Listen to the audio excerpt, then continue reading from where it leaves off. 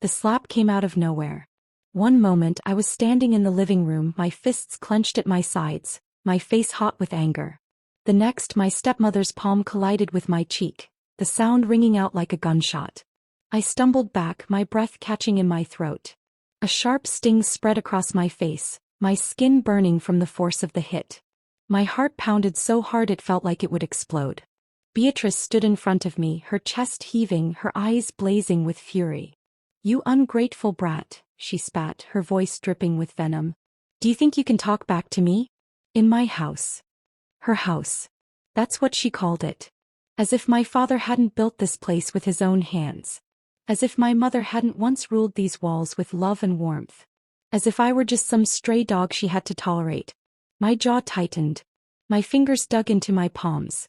I could taste blood in my mouth, though I wasn't sure if it was from my lip or the pure rage bubbling inside me. All I had done was ask her why she had taken the money my father had given me for school supplies. It wasn't even a question laced with attitude, just a simple "where is my money?" But Beatrice never needed a reason to hate me. "You walk around here like you're somebody," she sneered. "Let me make this clear, you're nothing. Without me you'd have nothing. You'd be nothing." I swallowed the lump in my throat, refusing to let her see me cry. He loved that, breaking me.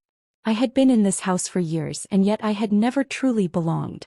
My father had married Beatrice 2 years after my mother's death, blinded by her beauty and charm. But the moment the wedding rings were exchanged, she dropped the act. She took over. She made sure my father saw me less and less, filling his ears with lies. "She's disrespectful. She's difficult. She's ungrateful." And now this slap, this moment, felt like the final confirmation that I was nothing more than a nuisance to her. I lifted my chin, forcing my voice to remain steady. "My mother would never have let you treat me this way." Beatrice's expression darkened. In an instant she grabbed me by the collar of my shirt, yanking me forward. Her face was so close I could smell her expensive perfume mixed with the bitterness of her breath. "Your mother is dead," she hissed. "And you're just a burden I was stupid enough to take in." A lump formed in my throat, but I forced it down. I would not let her see me weak. Beatrice released me with a shove, her lip curling in disgust. She turned on her heel, grabbing her designer purse from the couch. "Clean this house before your father gets home," she ordered. "And if I hear one word about that money, you'll get worse than a slap." Then she was gone, her heels clicking against the marble floor as she strutted out the front door. I stood there, my cheeks still throbbing, my mind spinning. But I didn't cry. I didn't break. Instead, I clenched my fists and made a vow right then and there. I will never forget this slap. And I will make sure life slaps you back 1,000 times over. Before Beatrice entered our lives, it was just me and my father. My mother had passed away when I was 10. I still remember the day she left us. The sound of my father's cries in the hospital room, the cold grip of his hand around mine as we sat beside her lifeless body. She had been everything to us. She was soft-spoken but firm, gentle but strong. She taught me how to braid my hair, how to cook my favorite meals, how to stand up for myself. She made our house feel like a home. But when she died, everything changed. My father was never the same after that. Grief swallowed him whole, leaving behind only a shell of the man he used to be. He buried himself in work, coming home late, barely speaking. Some days it felt like I had lost both parents at once. At first I thought maybe things would get better. Maybe with time we'd learn how to live again. But then came Beatrice.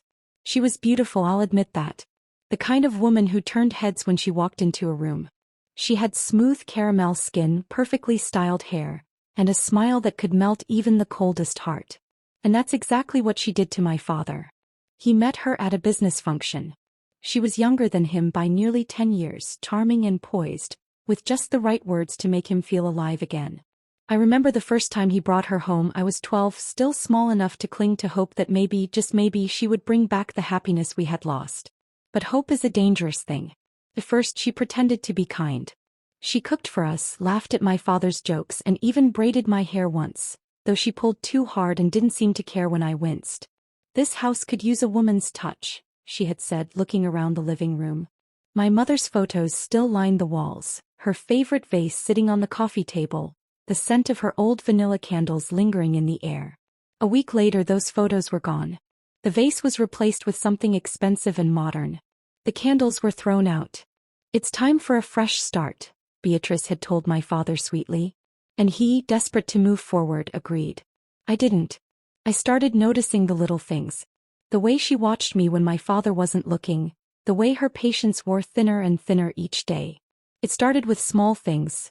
Snide comments about my clothes, disapproving looks when I spoke too much, cold stares when I asked for anything. Then it got worse.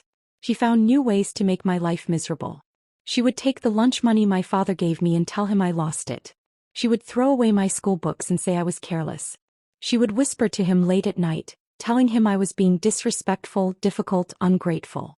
And he believed her. My father, the man who had once carried me on his shoulders and called me his little princess, started looking at me differently. "Why can't you listen to Beatrice?" he would ask when she accused me of something I hadn't done. "I'm disappointed in you," he once said when she told him I had failed a test, when in reality she had thrown my notes in the trash the night before my exam. I tried to tell him. I tried to make him see. But Beatrice was a master manipulator. She knew exactly what to say, how to twist the truth just enough to make herself the victim and me the villain. She had won. By the time I turned 16, I had learned to live with it. I had learned to stay quiet, to move carefully, to avoid her when my father wasn't home. I had learned that no matter what I did, she would always find a way to turn it against me. I had learned that in this house, her house, I was nothing more than an unwanted guest. But I had also learned something else. I had learned to watch, to listen, to wait. I had learned that Beatrice wasn't as perfect as she pretended to be. I had learned that she had secrets. And secrets, real secrets, had power. I just needed to bide my time. Because one day I knew the storm would come. The slap had changed everything. Before that day, I had endured Beatrice's cruelty in silence, swallowing my anger, pretending I didn't see the way she stole from me, manipulated my father, and treated me like I was less than nothing. But after she struck me, something inside me shifted. I no longer felt helpless. I no longer felt like a child waiting for my father to notice, waiting for him to stand up for me. No, I realized that if I wanted justice, if I wanted revenge, I would have to take matters into my own hands. And the first step? Finding her weaknesses. Beatrice wasn't as untouchable as she wanted people to believe. Beneath the expensive clothes, the designer perfumes, and the fake smiles she reserved for my father, she had cracks. I just needed to dig deep enough to break her. The first crack came 2 weeks after the slap. My father was away on a business trip, which meant I had the house to myself with Beatrice. Normally, this would have meant endless chores, missing lunch because she forgot to feed me, and listening to her passive-aggressive insults about how much of a failure I was. But this time I was watching. That evening, she dressed up in a tight red dress, heels clicking against the marble floor as she sprayed herself with an expensive perfume. "Where are you going?" I asked, keeping my tone casual. She glanced at me, smirking. "Not that it's any of your business, but I'm meeting some friends for dinner." I raised an eyebrow. "With who?" "Dad's been trying to get you to spend time with his colleagues' wives, but you always say you don't like them." Her smirk faltered for a split second before she recovered. "Not everything revolves around your father, darling. I have my own life." Something about the way she said it made my instincts flare. I watched her leave, her hips swaying as she walked out the door. The moment I heard her car pull away, I made my move. I went straight to her room. It was the one place I had never dared to go before, but this time fear didn't hold me back. Her dresser was lined with jewelry and perfume bottles, all perfectly arranged as if she was showing off her wealth to herself. I moved to her vanity where a sleek black phone lay face down. Beatrice always carried her personal phone with her, but she also had a second phone. I picked it up, my fingers trembling slightly as I unlocked it. The messages hit me like a punch to the gut. They weren't from friends. They weren't from business partners. They were from another man. "Last night was amazing, baby. I miss you already. I can't wait to see you again. When is he leaving town next?" I stared at the screen, my heart pounding. Beatrice was cheating on my father. I had suspected she wasn't loyal, but to see the proof in front of me? To know that she was out there, wrapped in another man's arms while my father sent her messages like, "I miss you, my love." It made my blood boil. I took screenshots of the messages and sent them to myself. Then I carefully placed the phone back where I found it. The game had begun. I didn't confront her immediately. That would have been too easy. No, I wanted her to feel the walls closing in, To know that her perfect little world was about to crumble but not know from where. Over the next few days I started planting seeds of doubt in my father's mind. "Beatrice goes out a lot, doesn't she?"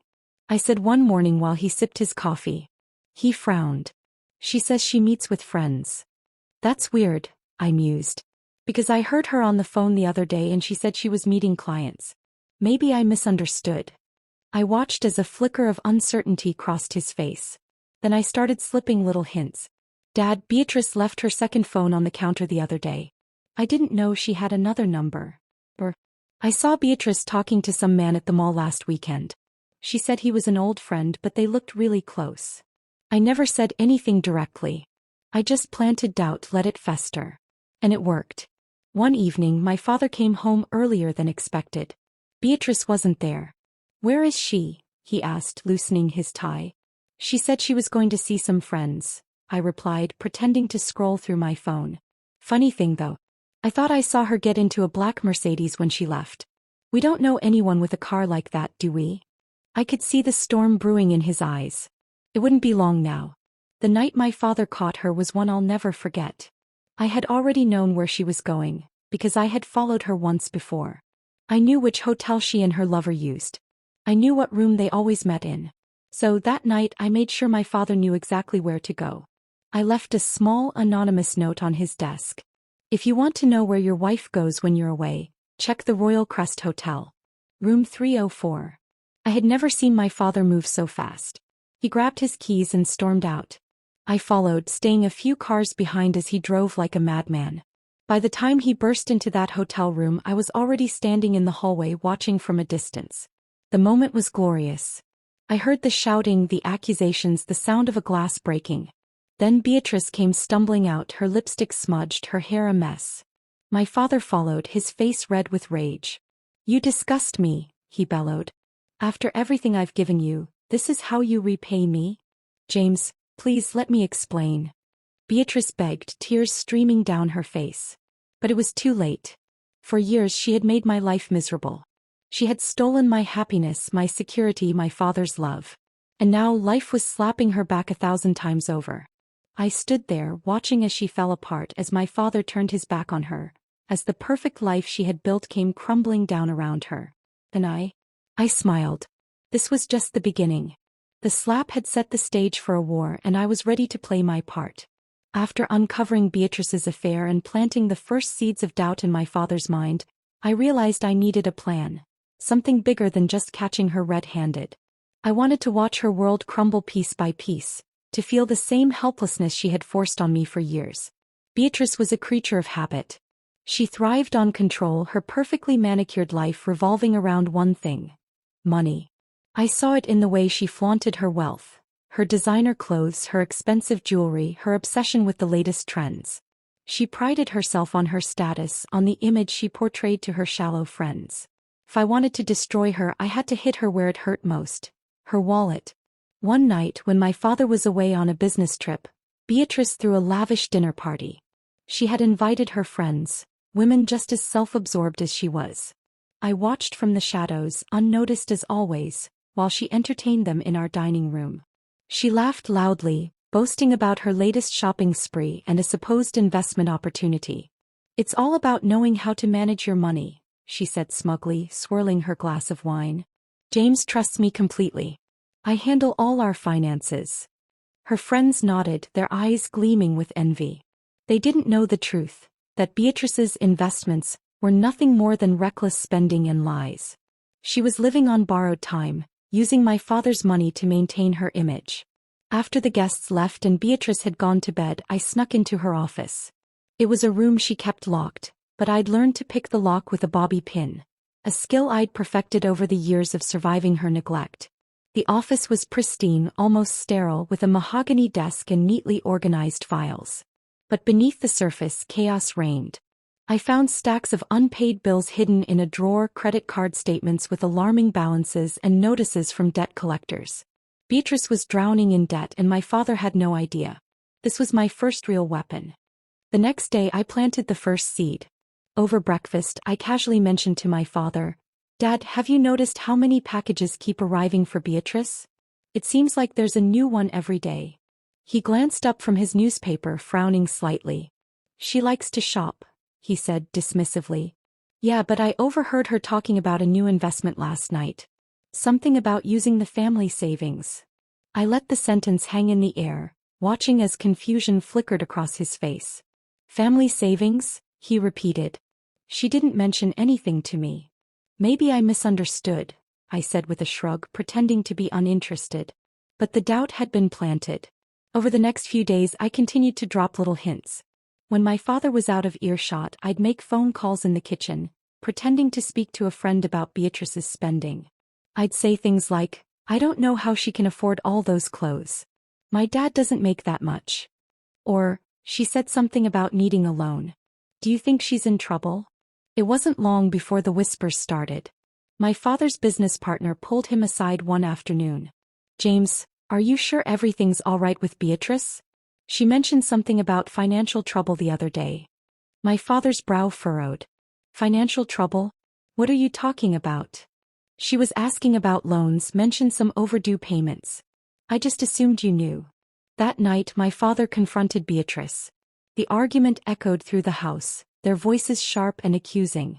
I listened from the top of the stairs, my heart pounding with a mixture of fear and satisfaction. Why are you asking about loans, Beatrice? My father demanded. What financial trouble are you in? She faltered, her mask slipping for a moment. It's nothing, James. Just a small misunderstanding. A misunderstanding? He repeated, his voice cold. We're getting calls from debt collectors.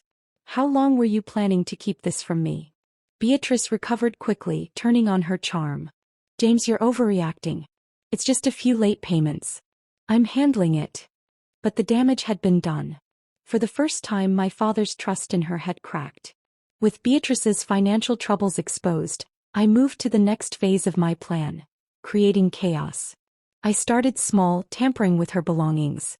Her car keys mysteriously disappeared one morning, causing her to be late for an important meeting. Her phone, which she guarded fiercely, was found in the kitchen sink, submerged in water. She accused me of sabotage, but my innocent eyes and calm demeanor left my father unconvinced. Then I turned to her friends.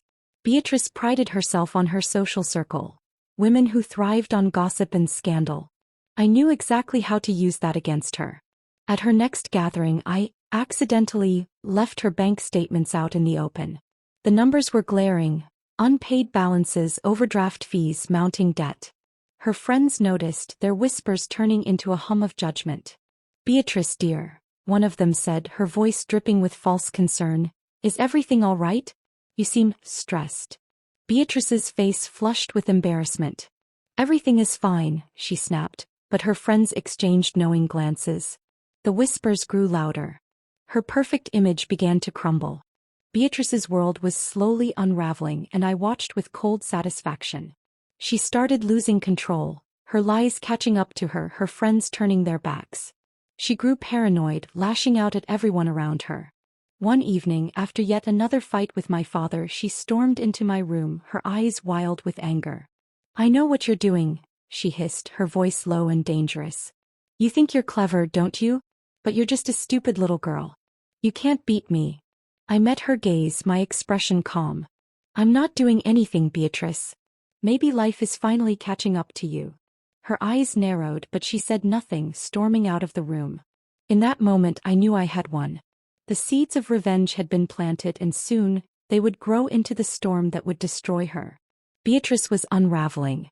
The cracks in her perfect facade were widening, and I was there to watch every single one of them deepen. Her spending habits were exposed, her so-called friends were whispering behind her back, and worst of all, my father was starting to doubt her. But I wasn't done yet.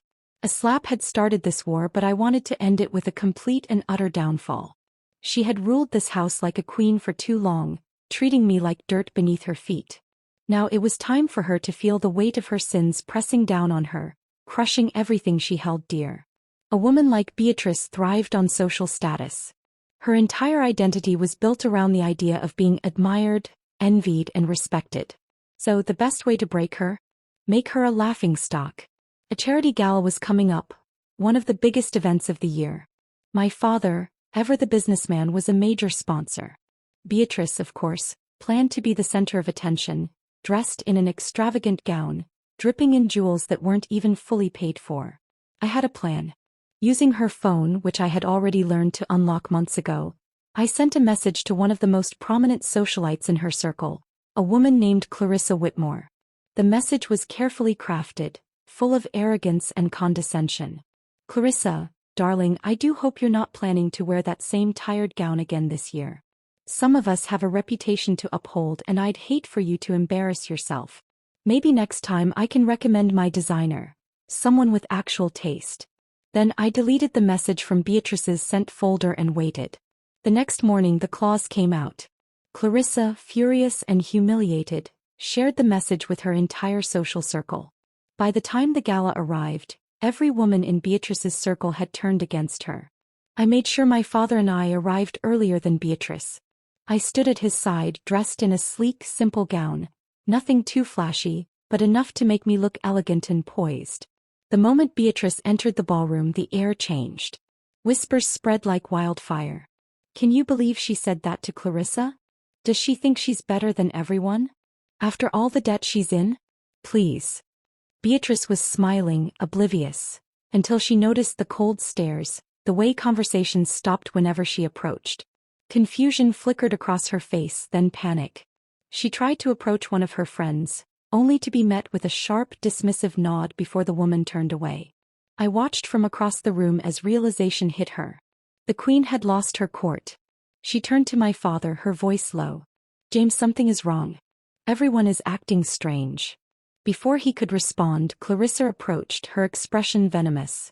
Beatrice, she said with a saccharine smile, I just love your confidence. Insulting people before a gala? Bold move. Beatrice's face drained of color. What are you talking about? Clarissa held up her phone, displaying the message. You thought I wouldn't find out? My father took one look at the screen and turned to Beatrice. You sent that. I never wrote that. Beatrice stammered. I swear, James, I didn't. Someone must have hacked my phone. I tilted my head, feigning innocence. But Beatrice, why would anyone do that? Unless, is there someone who holds a grudge against you? I let the question hang in the air, knowing full well that everyone in the room already despised her. Beatrice's lips pressed into a thin line. She knew I was behind it. But she couldn't prove it. He turned to my father, desperate. James, you have to believe me. But he was already shaking his head, embarrassment darkening his face. Beatrice, I think we should leave. And just like that, she was escorted out of the biggest social event of the year. Beatrice's downfall in high society was just the beginning. Now it was time to hit her where it really hurt, her financial security. Since I had already gained access to her emails and banking records, I knew that she had been using my father's business accounts for personal expenses. Small withdrawals at first, but they had grown over time. Using an anonymous email account, I forwarded the evidence to my father's business lawyer. The moment he saw the records, an emergency meeting was called. Beatrice, oblivious, sat at the dining table the next morning sipping coffee. She had barely spoken since the gala. The stress was starting to show.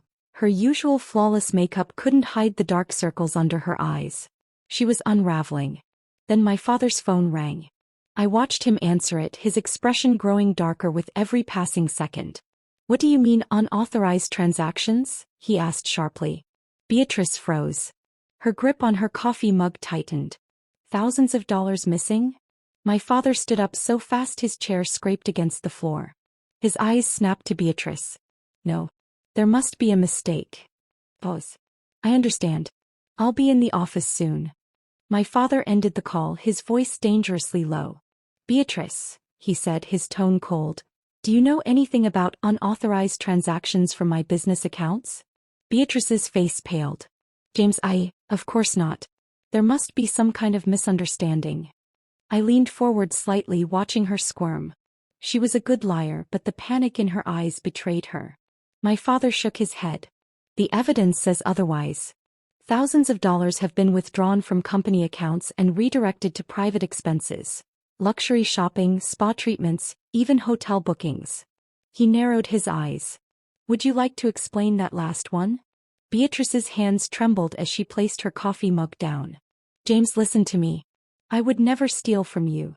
He pulled out his phone and tapped a few times. Then how do you explain this? He turned the screen toward her. It was a bank statement showing multiple large withdrawals, all traced back to her personal accounts. Her lips parted but no words came out. I decided to add fuel to the fire. Dad, do you think maybe she was spending it on someone else? I asked innocently. His head snapped toward me. What do you mean? I lowered my gaze, pretending to hesitate. I didn't want to say anything because I wasn't sure, but I've seen Beatrice meeting a man at the Grand Oak Hotel a few times. Beatrice gasped. You little. You what? My father interrupted, his voice sharp as a knife. I glanced at Beatrice, my expression unreadable. I never wanted to hurt you, Dad. But I saw her. More than once. I thought it was just a business meeting at first, but the way they looked at each other. I let the sentence trail off. Beatrice shot up from her chair. He's lying. James, you know she hates me. I met my father's gaze. If you don't believe me, check the hotel logs. They keep records of every guest. Call and ask. For the first time, doubt crept into my father's face. He turned back to Beatrice. Tell me the truth. Have you been staying at the Grand Oak Hotel? Her mouth opened then closed. Second too long. That hesitation was all it took. The storm that followed was unlike anything I had ever seen. My father did call the hotel, and they did have a record of Beatrice booking a room multiple times under an alias. The bank records, combined with the hotel logs, sealed her fate. You disgust me, my father spat after confronting her. After everything I've done for you, you steal from me? You cheat on me. Beatrice dropped to her knees, grasping at his hand. James, please, I can explain. He wrenched his arm away from her. Don't. Just don't. It was over. My father called his lawyer that night. Within days, divorce proceedings were in motion. Beatrice's access to his accounts was frozen, her credit cards cancelled. She had nothing. But I wasn't done yet. One last humiliation awaited her. I made sure her friends knew everything.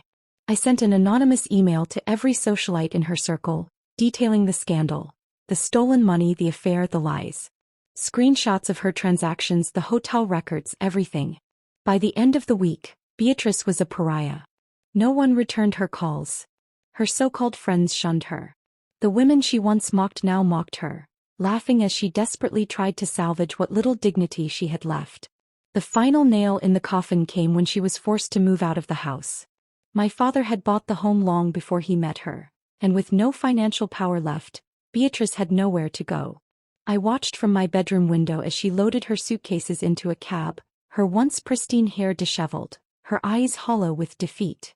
Before she got in, she turned her head, locking eyes with me. Hatred burned in her gaze. I smiled. She had slapped me once. Life had slapped her 1,000 times over. The final nail in the coffin came when she was forced to move out of the house.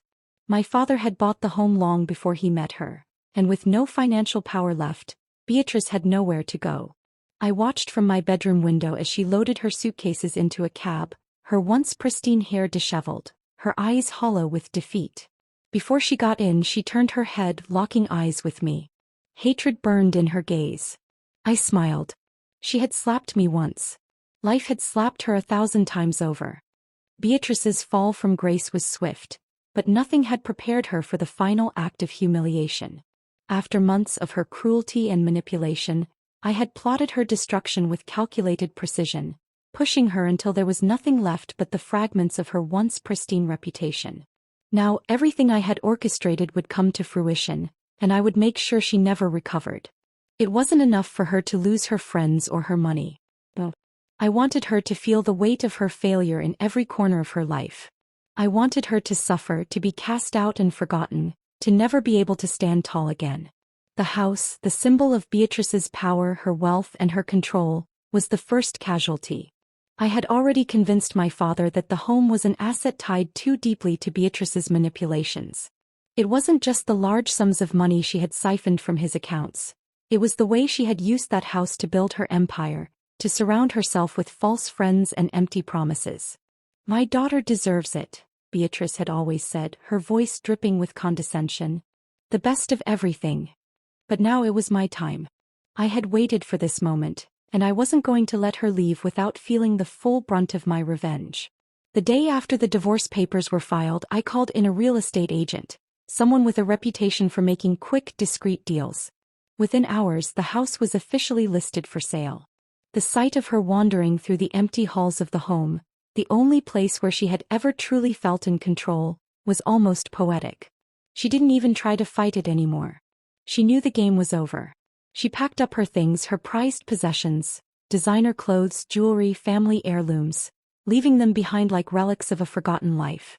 It wasn't just the house she lost. It was the life she had built. Everything she had once believed was hers, gone in an instant. But there was one final blow I needed to deliver. Beatrice had always been about appearances. In fact, it was the only thing that had mattered to her. Losing her friends and her social standing was one thing, but being exposed publicly, humiliated in front of everyone she once ruled, would break her completely. I had spent weeks gathering evidence. Photographs, text messages, voice recordings, anything that could reveal the true extent of her betrayal. The affair. The stolen money. The lies. I'd kept them all, knowing that one day I would use them to finish what I had started. The time had come. I contacted a few journalists, people who owed favors or were hungry for a scandal. The moment the story hit the tabloids, it was like a bomb went off. Beatrice Montgomery caught in affair embezzles husband's money. Socialite's perfect life crumbles as evidence of infidelity and theft surfaces. Exclusive. Beatrice Montgomery's secret life exposed, from affairs to fraud. The headlines flashed across every screen and my father's phone rang off the hook. The scandal spread like wildfire, fueled by the damning proof I had carefully leaked. There was no hiding now. No denying it. Beatrice, who had once been the queen of every social gathering, was now the joke of every conversation. I watched her crumble from the sidelines. I knew she would try to salvage whatever pride she had left, but deep down I knew she understood it was over. She called my father, pleading for him to retract the information. She called her friends, begging them to stand by her. But they all turned their backs, too afraid of the fallout. Beatrice had always relied on her charm to manipulate people, but now no one was willing to protect her. My father's response was swift. "I never want to see you again, Beatrice." His voice was devoid of any emotion. He was done. The day she moved out was the day I knew she had truly lost everything. I watched from my bedroom window as she stood by the curb, a suitcase in each hand, her face pale and drawn. Her usual perfectly styled hair was a mess, strands of it falling out of place as she stood there, waiting for a taxi that seemed to take forever. It was almost too easy watching her like that. She had built her entire existence on the backs of others, manipulating everyone around her, including my father. And now she was alone, stranded, with nowhere to go. Her arrogance had led her to believe she could control the world, but in the end she had no one left. The cab pulled up and she threw her bags into the trunk without a word. She looked back toward the house one last time as if hoping something would change. But nothing did. She stepped inside the cab and slammed the door behind her, her head sinking against the seat in defeat. I could see her reflection in the window, her eyes hollow, her face gaunt, the once vibrant woman I had known now a shadow of herself.